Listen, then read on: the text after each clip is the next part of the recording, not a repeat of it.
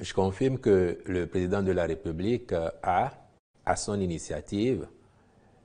fait descendre au pays l'ensemble de nos diplomates en poste à l'étranger, je veux dire les ambassadeurs, donc les responsables de nos représentations diplomatiques,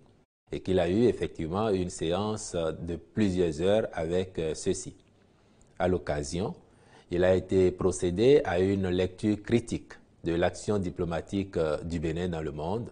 notamment en ce qui concerne nos points d'attention. En particulier,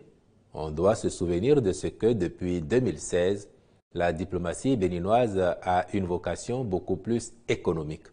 dans le sens que les ambassadeurs reçoivent des lettres de mission et sont tenus à des résultats en ce qui concerne le positionnement économique, la recherche de partenariats pertinents au profit de notre pays. Donc une lecture critique de cette action a été faite. Et par ailleurs, le président de la République a amené ses interlocuteurs à échanger avec lui sur la carte diplomatique de notre pays. En l'espèce, il s'est agi pour le chef de l'État d'évaluer la situation et de voir s'il serait opportun aujourd'hui pour notre pays d'élargir à nouveau sa carte diplomatique. Pas de l'élargir dans le sens de retourner à ce que nous avions comme pratique, mais de tenir compte autant de la rationalité que de la pertinence du positionnement nouveau que nous pourrions avoir dans telle ou telle région du monde.